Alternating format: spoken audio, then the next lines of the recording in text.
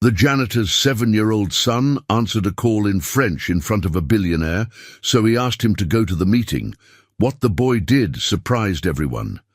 Before we dive into the story, drop a comment below and tell us where you're watching from. Enjoy the story. The phone rang at exactly 3:47 p.m. on the 32nd floor of the Meridian Tower, cutting through the tension like a blade.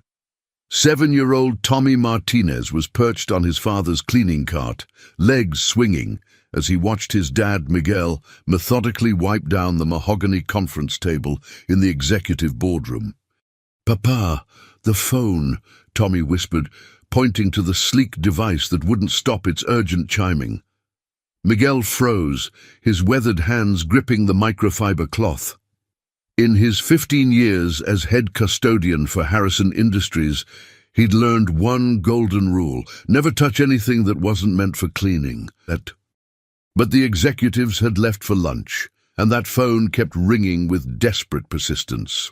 Behind the floor-to-ceiling windows, Manhattan stretched endlessly, but Miguel's world had always been measured in square feet of polished marble and spotless glass. He glanced at his son, whose curious dark eyes reflected an intelligence that sometimes startled him. Tommy had been coming to work with him since school let out early today. His usual babysitter had cancelled last minute. The phone fell silent, then immediately started ringing again. "Someone really needs to talk to someone," Tommy said in his matter-of-fact way, tilting his head. The boy had always been different. Reading at 3, asking questions that made adults uncomfortable, switching between English and the French his late mother had taught him like he was flipping channels. "Bonjour, Harrison Industries!" Tommy's small voice suddenly filled the room. Miguel's heart stopped. His son had answered the phone. "Tommy, no!" But the damage was done. On the other end, a rapid stream of French poured through the speaker. Tommy's face lit up with genuine delight. "Oui, je comprends parfaitement. Un moment, s'il vous plaît." Miguel watched in horror as his 7-year-old son conducted a full conversation in French, taking notes on a napkin with a crayon from his backpack. The boy's excitement was palpable. He was in his element, translating and clarifying with the patience of a seasoned diplomat. "Papa," Tommy whispered, covering the mouthpiece, "it's Monsieur Dubois from Paris. He says it's très urgent about the merger. He needs to speak with Mr. Harrison right now. He sounds very, very worried." At that moment, the elevator chimed. Richard Harrison III, the 62-year-old CEO and billionaire founder of Harrison Industries, stepped out with 2 other executives, their faces grave with concern. Harrison's steel-grey eyes immediately fixed on Tommy, who was still holding the phone, and his expression shifted from surprise to something Miguel couldn't quite read. "Sir, I'm so sorry," Miguel began, but Harrison raised his hand. "Son," Harrison said directly to Tommy, his voice carrying the authority of a man accustomed to being heard, "what did the man on the phone tell you?" Tommy looked between his father and the imposing figure before him, then spoke with the clarity that had always amazed Miguel. "Monsieur Dubois says the French board is meeting in 2 hours. If you don't call him back in the next 30 minutes, they're withdrawing from the merger. He says someone named Marcel is spreading lies and—" Tommy paused, consulting his crayon notes. "And that $500 million is about to disappear forever." The silence that followed was deafening. Harrison's face had gone completely pale. "Dear God," Harrison whispered. "We don't have a French translator available today. Our entire deal." He looked at Tommy with newfound respect. "Son, how well do you speak French?" Tommy smiled with the confidence only a child could possess. "Maman always said I spoke it like a little Parisian, but Papa says I talk too much." Harrison exchanged a look with his executives that Miguel recognized. It was the same look people got when they realized Tommy wasn't just any ordinary 7-year-old. "Miguel," Harrison said, his voice tight with urgency, "I need to ask you something that's going to sound absolutely insane. But before he could finish, Tommy had already put the phone back to his ear, speaking rapid French with the ease of breathing. And in that moment, Miguel realized their lives were about to change in ways he couldn't possibly imagine. Because sometimes, the most extraordinary opportunities come disguised as the most impossible requests. "Miguel," Harrison said, his voice trembling with barely controlled desperation, "I need your son to help me save my company." The words hung in the air like smoke. Miguel felt his knees weaken as he processed what the billionaire had just said. Around them, the pristine boardroom suddenly felt smaller, more suffocating. The afternoon sun, streaming through the floor-to-ceiling windows, seemed to dim, as if the universe itself had paused to witness this impossible moment. "Sir, with all respect," Miguel managed, his voice barely above a whisper, "Tommy is just a child. A child who speaks perfect French when our entire European expansion depends on this call." Harrison interrupted, his usually commanding presence cracking like ice under pressure. "Miguel, I built this company from nothing. Started in a garage in Queens with $500 and a dream. 40 years of my life, 16-hour days, missing birthdays and anniversaries. And right now, it's all hanging by a thread that's about to snap." Harrison's executives exchanged worried glances. They'd never seen their CEO this vulnerable, this desperate. The man who commanded boardrooms across 3 continents was pleading with his own janitor. Tommy, still holding the phone, looked between the adults with that intuitive understanding children possess when grown-ups are scared.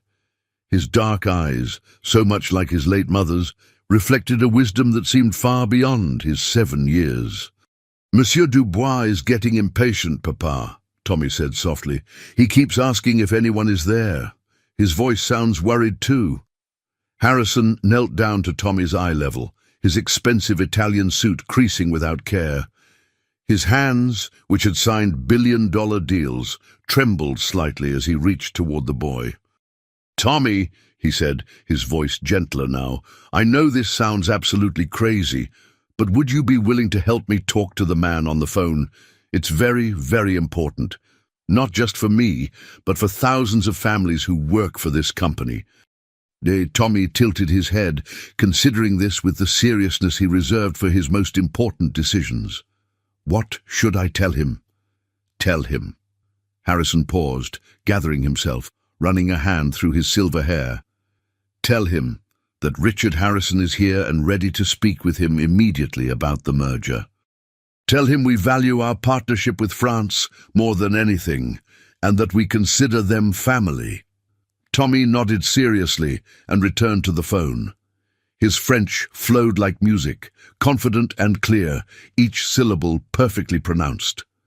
As he spoke, Harrison watched with growing amazement. This wasn't just translation. Tommy was adding diplomatic nuances, softening harsh business terms, making the conversation warm and personal in ways that would impress seasoned international negotiators.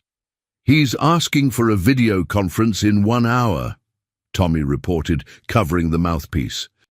"He says Marcel Fortier told the French board that Americans can't be trusted with their technology secrets. Monsieur Dubois wants to see your face when you promise that's not true." Harrison's expression darkened like a storm cloud. "Marcel Fortier. That snake has been undermining this deal for months, spreading poison in every board meeting." He looked at Tommy with new resolve, seeing not just a child, but perhaps his salvation. "Son, would you stay and help me with this video call? I'll pay your father extra, and you'd be helping save thousands of jobs." Miguel started to protest, his protective instincts flaring, but Tommy's eyes had already lit up with purpose, the same expression he got when helping elderly neighbors with their groceries. "Can I really help save people's jobs, Mr. Harrison?" "You might be the only one who can," Harrison said solemnly. But as Tommy smiled and nodded eagerly, Miguel caught something troubling in Harrison's expression, a desperation that suggested this situation was even more dire than they'd been told, and that his 7-year-old son was about to become the centerpiece of something far bigger than anyone imagined. The next hour transformed Harrison's corner office into something resembling a military command center. Tommy sat cross-legged in a leather chair worth more than Miguel's annual salary, studying French business documents with the laser-focused intensity of a scholar preparing for the most important exam of his life. Harrison had summoned his entire senior team, and they hovered around the 7-year-old like he held the keys to their collective survival. The office itself spoke of decades of success. Mahogany bookshelves lined with business journals, awards from international commerce organizations, and photographs of Harrison shaking hands with presidents and prime ministers. Yet today, all that power and prestige hung on the words of a custodian's son. The key phrases they'll use, Harrison's CFO Janet Mills explained to Tommy, adjusting her wire-rimmed glasses, are transfer technology, intellectual property, and joint venture guarantees. These are make-or-break terms in international business. Can you handle those in French? Tommy nodded confidently, his small fingers tracing the words on the documents. Transfert de technologie, propriété intellectuelle, and guarantees de co-entreprise. But Mrs. Mills, should I use the formal vous or the friendly tu when I talk to them? Janet blinked in surprise. Most adult translators didn't consider such nuances. Definitely formal, Tommy. Very formal. Miguel stood in the corner, feeling increasingly out of place among the executives in their $1,000 suits and Rolex watches. His calloused hands, stained from years of cleaning solutions, seemed to belong to a different world entirely. His son was discussing international finance terminology like he'd been born for it, switching effortlessly between English explanations and French pronunciations. "Tommy," Harrison said, loosening his silk tie for the first time Miguel had ever witnessed, "I need you to understand something crucial. Marcel Fortier isn't just trying to stop this merger. He's trying to destroy my reputation across all of Europe. He's been spreading lies about American business practices for months, saying we're dishonest, that we steal ideas and exploit partnerships." "But that's not true, right?" Tommy asked, with the devastating directness only children possess, his innocent eyes searching Harrison's face for any hint of deception. Harrison met the boy's gaze steadily, his voice carrying the weight of absolute honesty. "No, Tommy, it's not true. But sometimes in business, the truth isn't enough. Sometimes you need someone who can make people believe in you again, who can touch their hearts, not just their minds." As Harrison spoke, Miguel noticed something he'd never heard before in the older man's voice, a vulnerability that went deeper than money or power. This wasn't just about profit margins or stock prices. This was about legacy, about everything Harrison had spent his lifetime building, about the thousands of employees whose livelihoods hung in the balance. "Papa," Tommy said suddenly, his voice carrying that timeless wisdom children sometimes possess, "Maman used to say that when people are scared, they sometimes forget how to trust. She said fear makes people build walls instead of bridges. Maybe the French people are just scared of making a mistake." The room fell completely silent. Even the steady hum of the air conditioning seemed to pause. Janet Mills stopped shuffling her papers. The other executives exchanged glances of amazement. This 7-year-old had just articulated the core psychological dynamic of international business relations better than most MBA graduates could. Harrison stared at Tommy for a long moment, his steel-grey eyes softening with something that looked almost like tears. Then slowly, genuinely, he smiled, the first real smile Miguel had seen from him all day. "Your mother sounds like she was an extraordinarily wise woman, Tommy." "She was," Tommy said simply, his voice carrying the quiet strength of someone who had learned to find wisdom in loss. She taught me that speaking someone's language isn't just about knowing their words, it's about making them feel understood, making them feel safe. As the video conference equipment was finalized and tested, as documents were arranged and final preparations made, Miguel felt a chill of premonition settle over him like a shadow. His 7-year-old son was about to enter a world of high-stakes international business, armed with nothing but his mother's wisdom, his natural gift for languages, and the pure heart of a child who still believed in the power of truth. But what if that wasn't enough to overcome decades of corporate mistrust and one man's determined sabotage? The massive video screen flickered to life at precisely 4:30 p.m., revealing 5 stern-faced French executives seated around an imposing mahogany table in what was clearly an elegant Parisian boardroom. Crystal chandeliers cast sophisticated lighting over their serious expressions, and through tall windows behind them, the Eiffel Tower stood majestically in the distance. The tension was immediate and palpable, crackling through the digital connection like electricity. Pierre Dubois, a distinguished man in his 60s with silver hair and penetrating blue eyes, dominated the center of the screen. His navy suit was impeccably tailored, and his bearing spoke of old-world European elegance mixed with modern business acumen. "Monsieur Harrison," Dubois began in heavily accented English, his voice carrying the weight of generational business tradition, "we are very, very concerned about recent developments regarding our proposed partnership." Harrison straightened in his chair, his own business mask sliding back into place like armor. "Pierre, I understand your concerns completely. That's exactly why I wanted to speak with you directly, face to face, to address any misunderstandings." But Dubois shook his head slowly, his expression growing more formal and distant. "I must be frank with you, Richard. I prefer to conduct this critical discussion in French, if that is possible. Too much has been lost in translation already, too many nuances missed, too many meanings distorted." Harrison's confident facade cracked slightly, like paint peeling under pressure. "Pierre, I'm afraid our professional translator couldn't make it today due to an emergency." "Then perhaps," interrupted a sharp, calculated voice from the Paris screen, Marcel Fortier appearing suddenly at the edge of the frame like a predator emerging from shadows. "This unfortunate situation demonstrates exactly what I have been telling the board about American preparedness and fundamental respect for our culture." Fortier was younger than Dubois, perhaps 50, with dark hair slicked back and eyes that seemed to calculate angles and advantages with every glance. His smile was cold, triumphant, like a chess player who had just placed his opponent in check. Miguel watched his son straighten in his oversized leather chair, something fundamental shifting in the boy's demeanor. Tommy had recognized the challenge, the dismissal, the subtle cruelty in Fortier's tone. More than that, he'd recognized injustice. "Excusez-moi, monsieur," Tommy said clearly, his young voice cutting through the tension like a bell. "Je suis le traducteur d'aujourd'hui." The Parisian's expressions shifted from surprise to outright astonishment.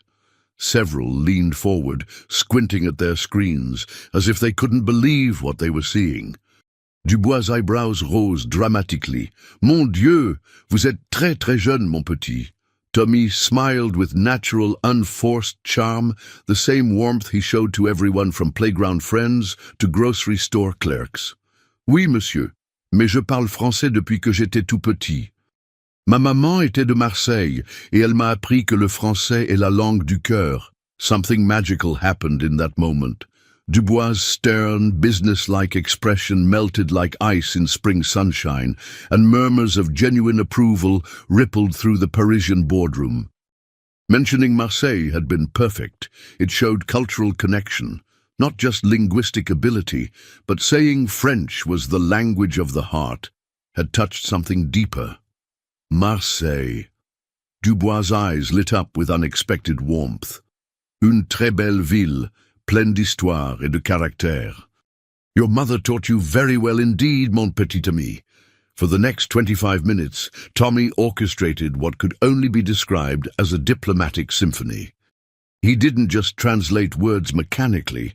He transformed Harrison's American directness into French diplomatic courtesy, softening harsh business terminology while preserving its essential meaning. He made the Parisians' elaborate concerns accessible to Harrison without losing their emotional weight or cultural significance.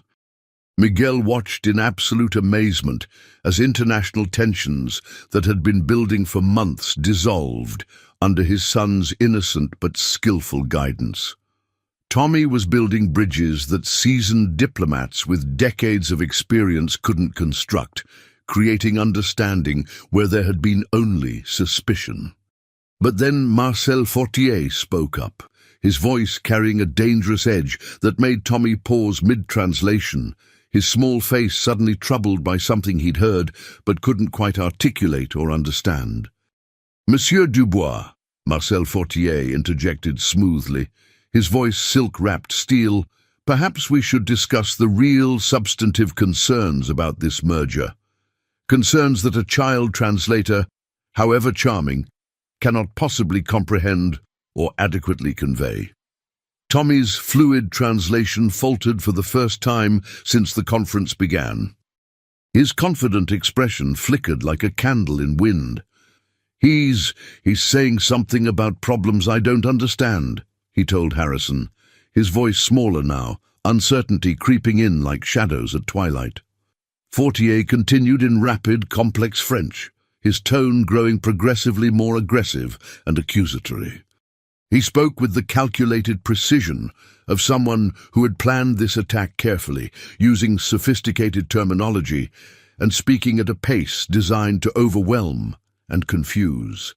Tommy's eyes widened as he struggled desperately to keep up with the torrent of complex accusations flowing from Paris. His small hands gripped the arms of his chair, knuckles white with concentration and growing fear. "He's talking about secret documents and stolen technology?"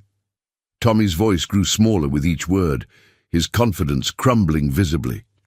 "Mr. Harrison, he's saying you took something that belonged to French companies. That Americans always steal ideas from Europe?" Harrison's face darkened with righteous anger, his jaw clenching. "That's completely and utterly false, Tommy.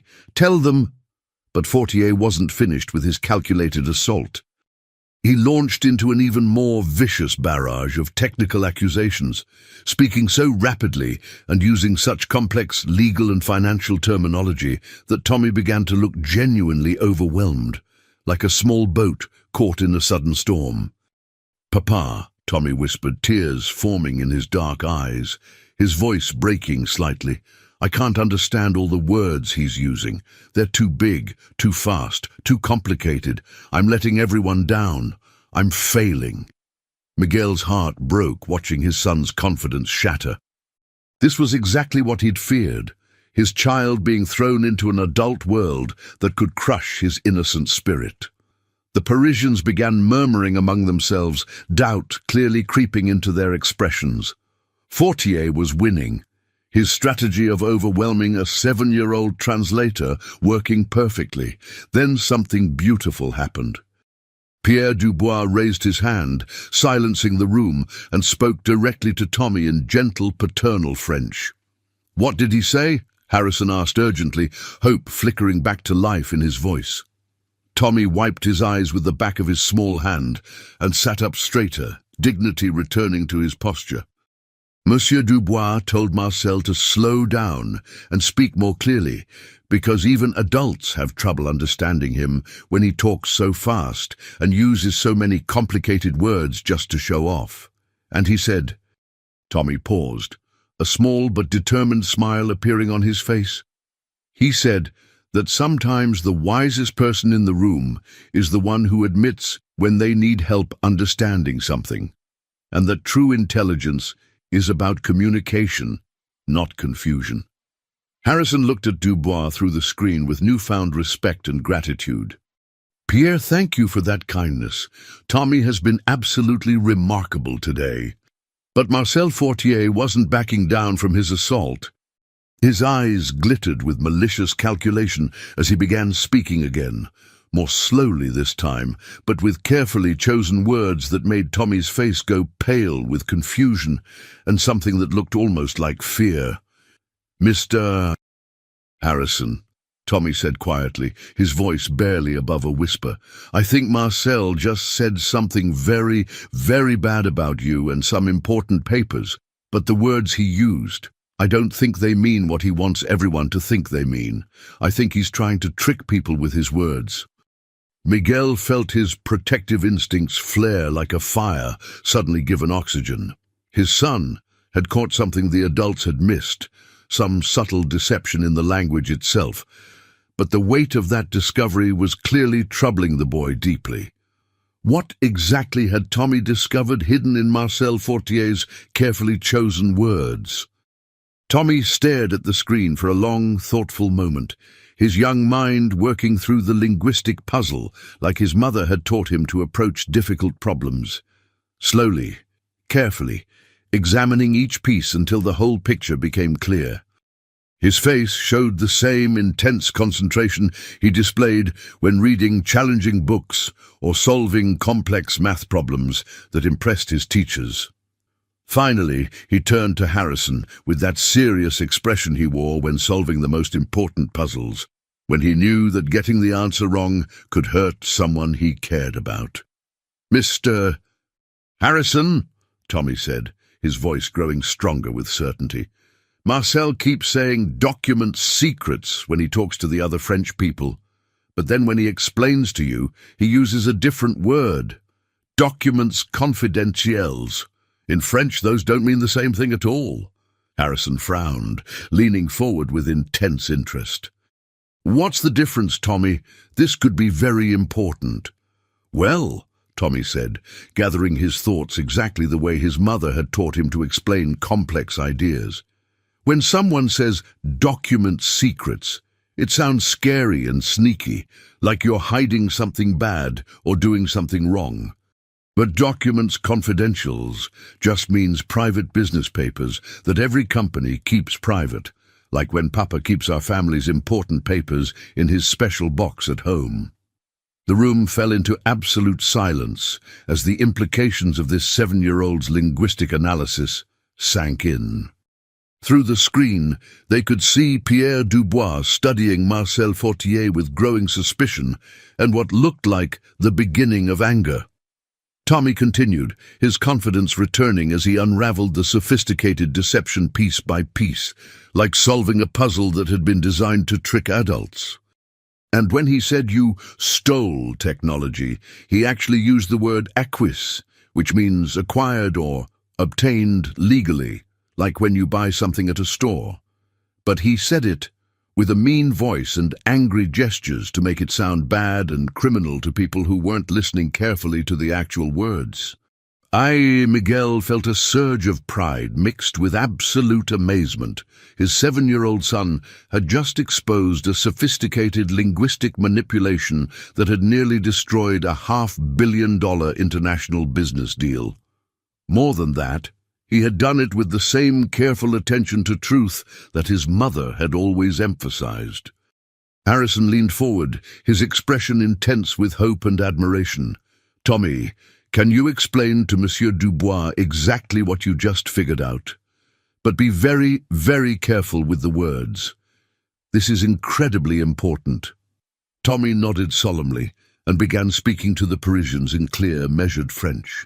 He explained methodically what he had noticed about Fortier's deliberately deceptive word choices, how the man had been using language to create false impressions and manipulate emotions rather than communicate truth.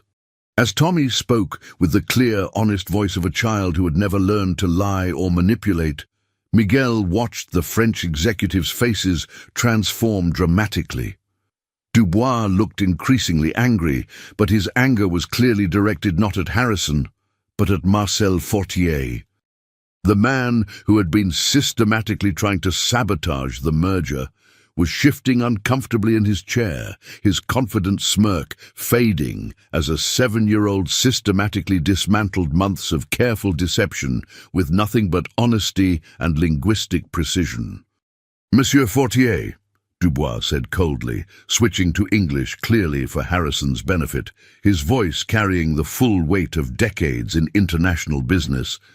"It appears that your concerns about American honesty are considerably less founded than our growing concerns about your own integrity." But as Tommy translated Dubois' growing support for the merger, his explanation of how the French board was now ready to move forward with renewed trust, Miguel noticed something deeply troubling. Fortier was whispering urgently to someone off-camera, his expression not defeated, but calculating, like a chess player who had just realized his opponent's strategy, but still had one final, devastating move planned. The man had one more card to play, and somehow Miguel sensed that what came next would test his son in ways that language skills and innocent honesty couldn't prepare him for. "Papa," Tommy whispered so quietly that only Miguel could hear, "I think Marcel is planning something else, the way he's smiling now. It reminds me of the mean kids at school who smile right before they do something really, really hurtful." Miguel's blood ran cold with paternal instinct. What could Marcel Fortier possibly do to hurt a 7-year-old child who had just saved a $500 million deal with nothing but truth and kindness? Marcel Fortier's whispered conversation ended, and when he looked back at the camera, his expression had transformed into something Miguel recognized from his worst nightmares, the cold calculation of a predator who had found the perfect weakness to exploit. "Before we conclude this discussion," Fortier said smoothly, switching back to French with theatrical precision, "I believe our young translator should understand the full scope of what he's been asked to facilitate." Tommy straightened, sensing the shift in tone. "What does he mean, Mr. Harrison?" "Mr." But Fortier continued before Harrison could respond, his words flowing like poisoned honey. "You see, mon petit, this merger isn't just about business. It involves military contracts, defense technologies that could affect the safety of people in both our countries. Are you prepared for that responsibility?" Tommy's face went pale as he absorbed the weight of what he'd just heard. His small hands trembled slightly as he looked between Harrison and the screen. "Mr. Harrison, is that true? Are we talking about things that could hurt people?" Harrison's jaw clenched with fury. "Pierre, this is completely inappropriate. Involving a child in—" "But he is involved," Fortier interrupted, his voice rising with false concern. "This innocent boy is translating agreements about advanced surveillance systems, about technologies that intelligence agencies use to monitor citizens. Should a 7-year-old be party to such conversations?" The Parisian executives began murmuring uncertainly among themselves. Dubois looked troubled, his earlier warmth toward Tommy now clouded with concern about the ethics of the situation. Miguel stepped forward instinctively, his protective instincts screaming, "Tommy, maybe we should go—" "No, Papa," Tommy said quietly, but his voice carried surprising strength. "I think Marcel is trying to scare me because I figured out his word tricks." He looked directly into the camera with the fearless honesty that had always amazed Miguel. "Monsieur Fortier, are you trying to make me afraid because I told everyone the truth about your lies?" The room fell silent. Even Fortier seemed momentarily stunned by the directness of the question. Tommy continued, his young voice gaining conviction. "My mama taught me that when someone tries to scare you with big, scary words, it's usually because they don't want you to keep asking the simple questions." He turned to Harrison. "Mr. Harrison, are you trying to hurt people with this business deal?" "Absolutely not, Tommy. We're creating jobs, building schools in France, developing clean energy technology." Tommy nodded and turned back to the screen. "Then I'm not afraid of you, Marcel. Truth isn't scary. Lies are scary." But Fortier's smile only grew wider, more predatory. He had been waiting for exactly this moment of childish defiance to spring his final trap. "How touching," he said, his voice dripping with false sympathy. "But I wonder, mon petit, if your father has told you about his own legal troubles, about why a man with his background is working as a janitor instead of the engineering job he was trained for." Miguel's world stopped. Tommy turned to look at his father, confusion and hurt beginning to cloud his innocent eyes, and Miguel realized that Fortier had somehow discovered the one secret that could destroy everything, not just the deal, but his son's faith in him. The silence stretched like a chasm across the room. Miguel felt every eye upon him. Harrison's shock, the executive's sudden scrutiny, and worst of all, Tommy's growing confusion and pain. His son's dark eyes, so trusting moments before, now held questions that Miguel had prayed he'd never have to answer. "Papa?" Tommy's voice was small, uncertain. "What is Marcel talking about?" Miguel's throat felt like sandpaper. For 7 years, he had carefully constructed a life where his past couldn't touch his son, where Tommy could grow up believing his father was simply a hard-working man who cleaned buildings. The truth was far more complicated, far more painful. "Tommy," Miguel began, his voice barely above a whisper, "there are things about Papa's life from before you were born." But Harrison stepped forward, his face flushed with righteous anger. "This is absolutely unconscionable, Fortier. Whatever you think you know about Miguel's past has nothing to do with our business arrangement." Fortier's laugh was cold, calculated, but it has everything to do with security clearances, doesn't it? With trust, with whether we can believe anything coming from this unusual translation arrangement. Through the screen, Pierre Dubois looked deeply uncomfortable. "Marcel, what exactly are you implying?" "What? I'm stating facts," Fortier replied with malicious precision.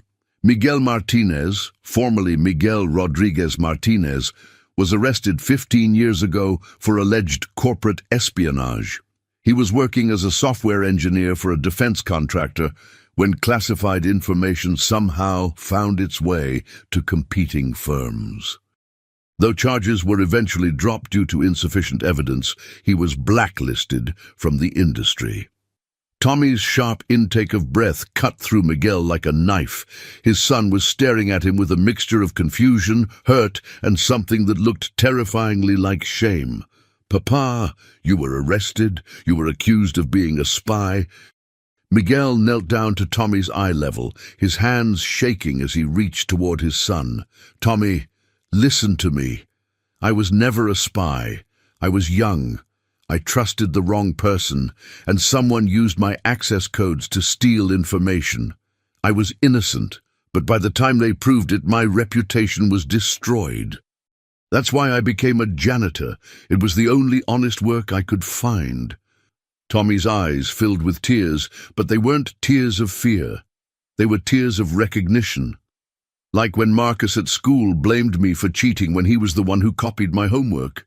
Exactly like that, mijo, except the grown-up version was much worse. Harrison's voice cut through the emotional moment with surprising gentleness. "Miguel, why didn't you tell me any of this when I hired you?" "Because I knew if you knew the truth, you'd never give me a chance to prove I was trustworthy. All I wanted was to work hard, provide for my son, and leave the past buried." "Would you—" But Tommy was processing everything with the rapid intelligence that had always amazed the adults around him. Suddenly, his tear-stained face transformed with understanding, and something that looked remarkably like pride. "Papa, is that why you know so much about computers and business things? Because you used to be an engineer?" Miguel nodded, remembering a life that felt like it belonged to someone else. "I had a master's degree in software engineering from MIT, Tommy. I specialized in communication systems and network security." Tommy turned back to the screen, his spine straightening with determination. "Marcel, my papa isn't a spy. He's the smartest man I know, and he's been cleaning your messes for 15 years because he's too honest to lie about his past." The room erupted in murmurs of surprise. Even Fortier seemed taken aback by the boy's fierce defense of his father. But Tommy wasn't finished. With devastating 7-year-old logic, he delivered what would prove to be the most important question of the entire negotiation. "Marcel, how did you find out about my papa's past? Did you spy on us to get that information?" Fortier's confident smirk faltered for the first time all day, and Miguel realized his son had just turned the tables in a way that no adult would have thought to attempt.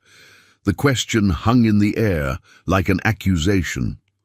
Marcel Fortier's face cycled through several expressions: surprise, calculation, and finally, barely concealed panic. He had been so focused on his attack that he hadn't considered how a 7-year-old might respond to his revelations. That information is part of standard background research," Fortier stammered, his usual smooth confidence cracking like thin ice. But Tommy wasn't letting go. His mother had taught him that when someone was hiding something, they usually revealed more when they tried to explain. "Standard research? You researched my papa who cleans buildings? Why would you do that unless you were looking for ways to hurt us?" Pierre Dubois leaned forward with sharp interest. "Yes, Marcel, that is an excellent question. Why would you investigate the personal background of a custodial employee?" Harrison had gone very still, his business instincts fully activated. Miguel could see the CEO processing the implications at lightning speed. If Fortier had been investigating Miguel, what else had he been investigating? Furthermore, Tommy continued with the relentless logic of childhood, if Papa was really a dangerous spy person, wouldn't the police have stopped him from working in a building with important business meetings? Wouldn't Mr. Harrison's security people have found out? The French executives began exchanging meaningful glances. Tommy's innocent questions were exposing holes in Fortier's strategy that seasoned business professionals were now recognizing. Harrison stepped forward, his voice carrying the authority of decades in corporate leadership. "Pierre, I think it's time we discuss something I've been suspecting for months. Marcel, how long have you been conducting unauthorized investigations into my employees and business practices?" Fortier's face flushed red. "This is ridiculous. I was simply—" "Simply what?" Harrison pressed. "Simply violating privacy laws? Simply engaging in corporate espionage? Simply doing exactly what you've been accusing me of doing?" Tommy looked up at his father with growing understanding. "Papa, Marcel has been spying on us while saying spying is bad." "I think so, mijo." The 7-year-old turned back to the screen with the kind of moral clarity that adults often lost in the complexities of business. "Monsieur Dubois, I think Marcel has been lying about everything. He says Americans can't be trusted, but he's been secretly investigating people and using private information to hurt them. That's not very trustworthy, is it?" Dubois' expression had grown increasingly stern as he watched his colleague's careful strategy collapse under the questions of a child. "Marcel, I think you need to explain yourself immediately." But Fortier was trapped, and like any cornered predator, he was about to become even more dangerous. His eyes glittered with desperation as he realized his months of careful manipulation were unraveling. "You want explanations?" he snarled, dropping all pretense of diplomatic courtesy. "Fine. Yes, I investigated him. Yes, I've been gathering information about Harrison Industries' security practices, employee backgrounds, and business vulnerabilities. And yes, I've been sharing selected information with our competitors because this merger would destroy French technological independence." The admission hit the room like a bomb. The admission hit. Even his fellow French executives recoiled in shock. Harrison's voice was deadly quiet. "You've been committing industrial espionage while accusing me of dishonesty." I've been protecting France from American corporate colonialism, Fortier shot back, his mask completely off now. But Tommy, with the devastating simplicity that cut through all adult rationalizations, asked the question that would end everything. If you had to spy and lie and hurt people to stop this business deal, doesn't that mean the business deal was probably good and you were probably wrong? Miguel watched as his 7-year-old son, armed with nothing but honesty and his mother's wisdom about right and wrong, achieved what months of corporate negotiations couldn't accomplish. Fortier's own words had convicted him, and Tommy's innocent logic had exposed the moral bankruptcy of his entire campaign. But as Fortier realized his complete defeat, his expression shifted to something that chilled Miguel to the bone. The look of a man with absolutely nothing left to lose. Marcel Fortier sat back in his chair, and for a moment, the fight seemed to drain out of him completely. His shoulders sagged, his defiant expression crumbled, and he looked like a man who had just realized the magnitude of his own destruction. The other French executives were staring at him with a mixture of horror and disgust. "Marcel," Pierre Dubois said quietly, his voice heavy with disappointment and growing anger, "what have you done?" But then something unexpected happened.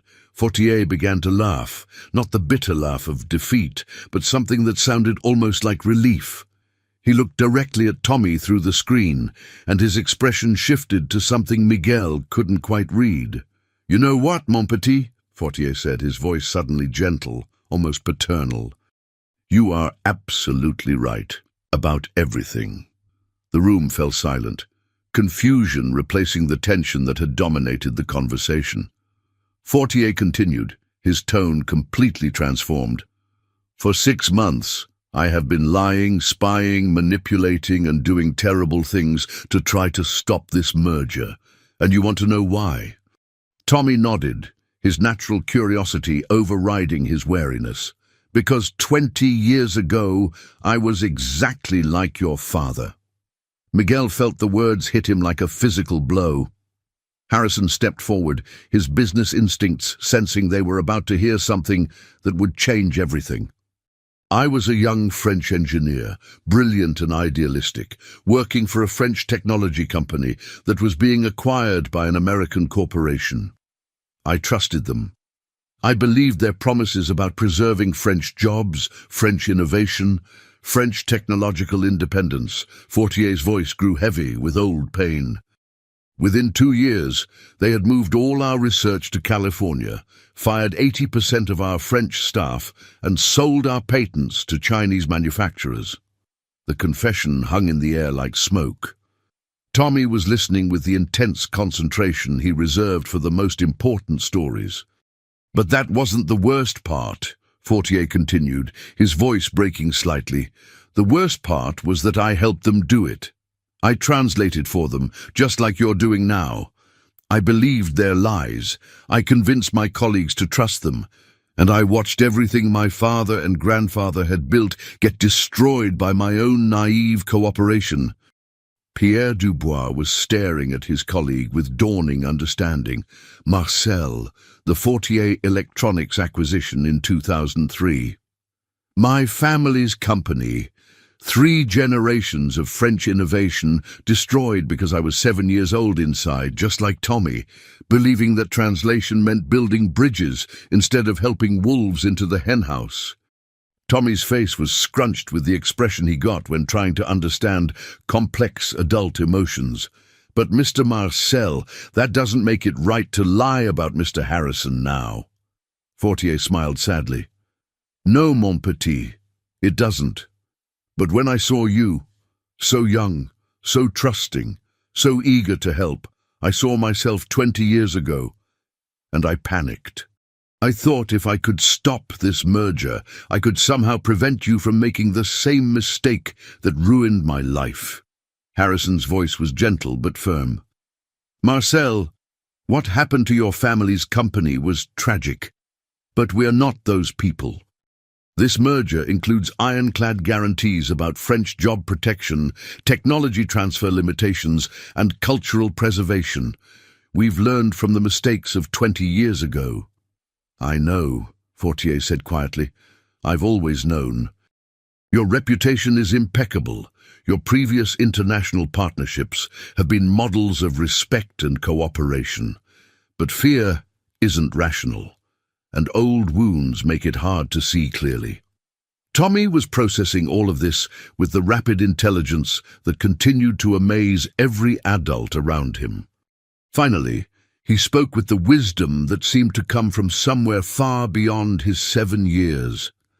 Mr. Marcel, I think maybe you were trying to protect me the wrong way. Like when Papa doesn't let me ride my bike because he's scared I'll get hurt. But then I never learn how to balance. Fortier stared at Tommy for a long moment, then covered his face with his hands. When he looked up again, tears were streaming down his cheeks. Mon Dieu, what have I done? The video conference had transformed into something none of them could have anticipated. Marcel Fortier was openly weeping. Pierre Dubois looked stunned, and the other French executives were whispering among themselves in rapid, urgent French. But Tommy was watching it all with the kind of compassionate attention he usually reserved for injured animals. Mr. Marcel, Tommy said gently, are you crying because you're sad or because you feel better now that you told the truth? Fortier wiped his eyes, managing a shaky smile. Both, mon petit. Both. Harrison had been silent for several minutes, clearly processing the dramatic revelations. Now he stepped forward, his voice carrying the gravity of someone making a momentous decision. Marcel, what you did was wrong. The investigation, the lies, the attempts at sabotage, all of it was wrong. He paused, letting that sink in. But I understand why you did it. And more importantly, what you just did, telling the truth, admitting your mistakes, explaining your fears, that takes the kind of courage I respect in business and in life. Pierre Dubois leaned forward. Richard, what are you proposing? I'm proposing that Marcel join our merger team as a cultural liaison and protection officer. His job would be to ensure that everything we promised about respecting French interests actually happens. Who better to watch for American corporate overreach than someone who's lived through it? The room fell silent as everyone absorbed this unexpected turn. Fortier stared at Harrison with disbelief. You would trust me after everything I've done? Harrison looked at Tommy, who was nodding encouragingly, then back at the screen. Marcel, my 7-year-old translator just taught me that sometimes the people who fight you the hardest are the ones who care the most about what you're fighting for. France needs this merger, but France also needs people who will fight to protect what makes France special. Tommy clapped his hands together with delight. Like having a guard dog who used to be wild but now protects your house. Even Fortier laughed at that analogy. Yes, mon petit, exactly like that. But Dubois raised a practical concern. There's still the matter of Marcel's. Investigative activities, corporate espionage is a serious crime. Harrison nodded thoughtfully. Marcel, are you willing to turn over all the information you gathered to both our legal teams? Full disclosure, complete cooperation, and a formal apology to everyone affected? Yes, absolutely. Then I propose we handle this as an internal matter. No criminal charges, no public embarrassment, but full accountability and a path forward that benefits everyone. Tommy was bouncing slightly in his chair with excitement. So does this mean the deal is going to work? Did we save the jobs? Pierre Dubois smiled warmly at the boy. Yes, mon petit translator. I believe you have saved far more than just jobs today. You've saved friendships, partnerships, and perhaps even a man's soul. As the French executives began discussing next steps and timelines, Miguel watched his son with overwhelming pride and something approaching awe. Tommy had walked into a world of billion-dollar business deals and international intrigue, armed with nothing but honesty, compassion, and the wisdom his mother had given him. But as the conference moved toward conclusion, Harrison pulled Miguel aside for a private conversation that would prove to be just as life-changing as everything that had come before. "Miguel, I have a proposition for you," Harrison said quietly. "But first, I need to ask you something important about your engineering background and whether you'd be interested in a significant career change." Miguel looked at his son, still chatting happily with the French executives in fluid French, and realized that this day of impossible requests was far from over. 6 months later, Miguel Martinez stood in his new corner office on the 45th floor of the Meridian Tower, watching Tommy explain French pronunciation to a group of visiting executives from Lyon. The boy had become something of a legend in international business circles, the 7-year-old translator who saved a $500 million merger with nothing but honesty and his mother's wisdom. But today's meeting was different. Today, Tommy wasn't just translating business deals, he was teaching. "The secret," Tommy was saying to the fascinated executives, "isn't just knowing the words, it's understanding what people are really trying to say with their hearts." Harrison entered Miguel's office with a satisfied smile, carrying 2 cups of coffee, a ritual that had developed over the months since Miguel had accepted his offer to become Chief Technology Integration Officer for the merged companies. "How's our young cultural ambassador doing?" Harrison asked, settling into the chair across from Miguel's desk. "He's remarkable," Miguel replied, his voice full of wonder that still hadn't faded. "Yesterday, he mediated a disagreement between the German engineering team and our California designers. Today, he's teaching French executives about American business culture. Sometimes I wonder if he's still 7 years old." Through the glass walls, they could see Tommy demonstrating something with animated gestures, while the Lyon executives laughed and nodded appreciatively.